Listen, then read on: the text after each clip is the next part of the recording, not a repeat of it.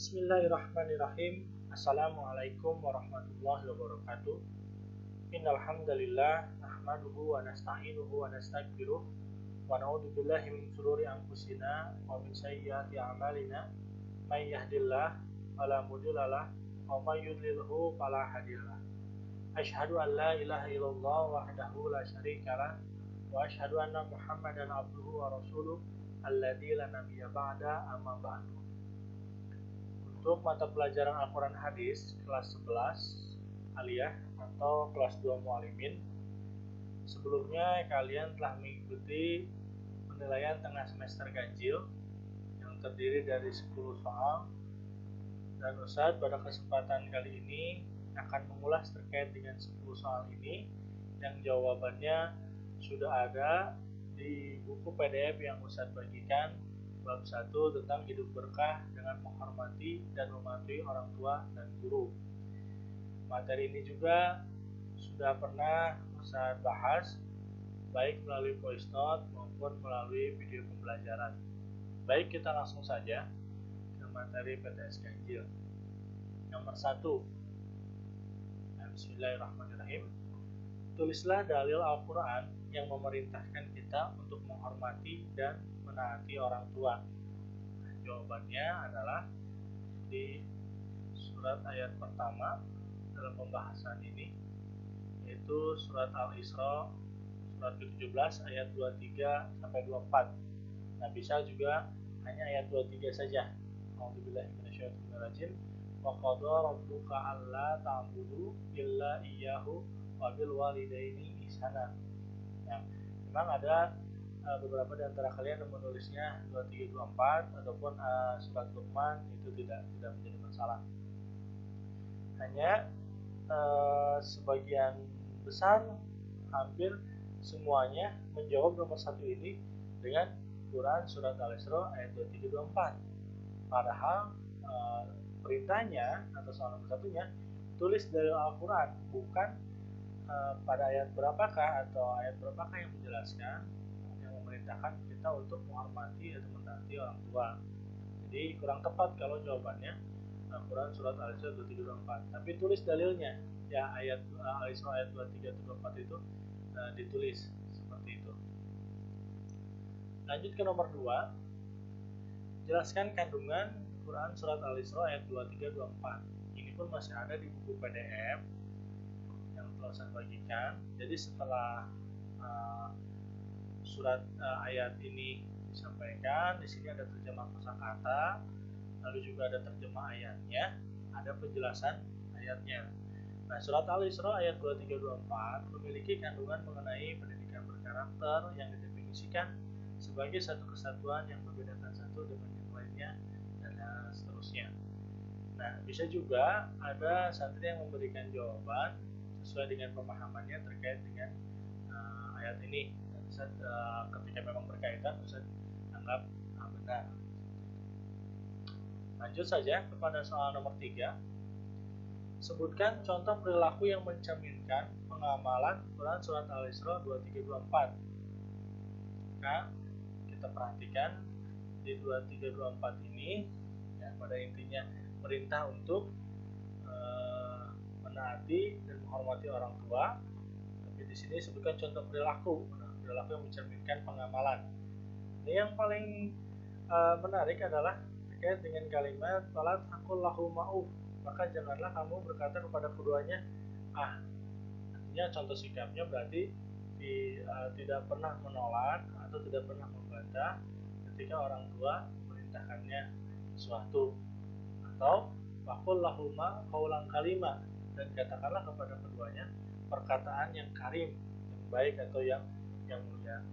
Jadi jawabannya, contoh perilaku yang mencerminkan pengamalan Al-Isra ayat 2324 adalah tidak pernah menolak ketika diperintah orang tua atau bertutur kata kepada orang tua dengan perkataan yang baik, ataupun ada makna lain yang bisa kalian sampaikan yaitu berkaitan, maka saya benarkan. Nomor 4-nya, jelaskan makna bakti kepada orang tua. Ini pun masih ada penjelasan terkait dengan ayat ini di halaman 7. Nah, ini di halaman 7 Ayat ini juga menjelaskan tentang ihsan dalam kurung bakti. Jadi dalam buku ini yang disebut dengan bakti itu adalah ihsan. Kepada orang tua yang diperintahkan agama Islam adalah bersikap sopan kepada keduanya dalam ucapan dan perbuatan sesuai dengan adat kebiasaan masyarakat dan seterusnya. Jadi itu jawaban untuk pertanyaan nomor 4. Makna bakti kepada orang tua itu seperti itu. Lanjut pertanyaan kelima. Mengapa perintah bakti kepada ibu lebih diutamakan? Nah, mari kita perhatikan. Ini sudah masuk kepada tafsir surat Luqman ayat 13-17. Nah, di sini ayat 14 yang artinya, dan kami perintahkan kepada manusia agar berbuat baik kepada kedua orang tuanya. Ibunya telah mengandungnya dalam keadaan lemah yang bertambah-tambah dan seterusnya. Kemudian di penjelasannya tentang ayat 14 ini, Allah menggambarkan kesusahan seorang ibu dalam merawat anaknya. Mengapa hanya jasa ibu yang digambarkan dengan sedemikian lemahnya? Karena peranan ibu lebih berat dari ayah, mulai dari proses mengandung hingga melahirkan, menyapih, dan lain sebagainya. Sehingga jawabannya, mengapa perintah bakti kepada ibu lebih diutamakan? Ya, jawabannya ini, penjelasan tentang surat Luqman ayat 14. Karena peranan ibu lebih berat daripada ayah.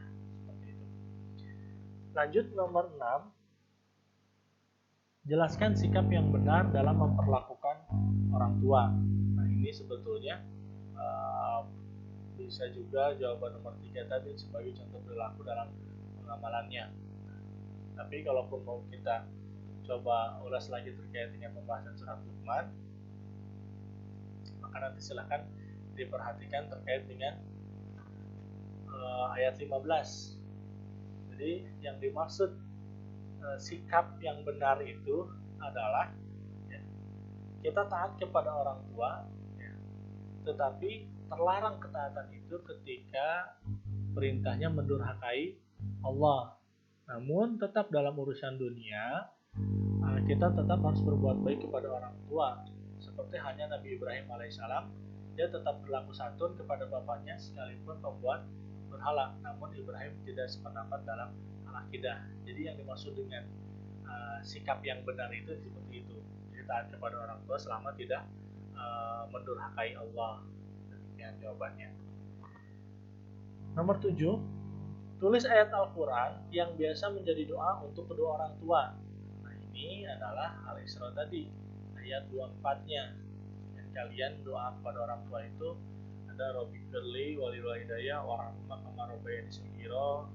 Ada juga Allahumma firli walil walidayya warahmah kama rabbayani shaghira. Pun terkait dengan ayat yang menjelaskan kalimat tersebut adalah Al-Isra ayat 24. Itu pada kalimat Makul dan katakanlah Rabbirhamhuma kama rabbayani shaghira. Ya Rabb, sayangilah keduanya sebagaimana keduanya yang menyayangiku di waktu kecil. Itu ya, jadi jawabannya Al-Isra ayat 24. Ketika perintahnya tulis, maka tulis saja Al-Isra ayat 24. Lanjut nomor 8, apa nasihat Luqman terhadap anaknya dalam surat Luqman ayat 16? Ini masih ada juga di sini. Silahkan lihat surat Luqman ayat 16. Ini bunyi ayatnya. Silahkan juga diperhatikan terjemahnya ataupun kemudian kita lihat penjelasannya. Nah, kalau terjemahnya kan, wahai anakku, sungguh jika ada sesuatu perbuatan seberat biji sawi dan berada dalam batu atau di langit atau di bumi, niscaya Allah akan memberinya balasan. Sungguhnya Allah Maha Halus dan Maha Teliti. Nah, dari terjemah tersebut, apa nasihat Luqman pada intinya yang kalian tangkap terhadap anaknya dalam ayat tersebut?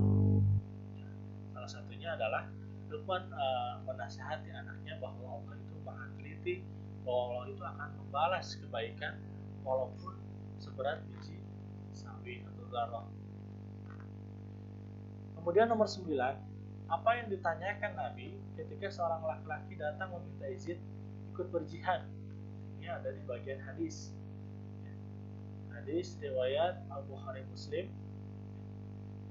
Di sini za'a razulun ila Nabi sallallahu alaihi wasallam. Seorang laki-laki telah datang kepada Nabi sallallahu alaihi wasallam. fasta'zanahu bil jihad, minta izin untuk berjihad. Nah, ini pertanyaannya tadi apa? Apa yang ditanyakan Nabi ketika seorang laki-laki tersebut datang kepada Nabi dan minta izin untuk ikut berjihad? Pertanyaan Nabi, faqala ahayyu walidaka. Ini ada artinya nih. Ahayyu, apakah dia masih hidup? Apakah kedua orang tuamu masih hidup? Jawabannya seperti itu ya. Apa yang ditanyakan Nabi ketika seorang laki-laki datang meminta izin ikut berjihad?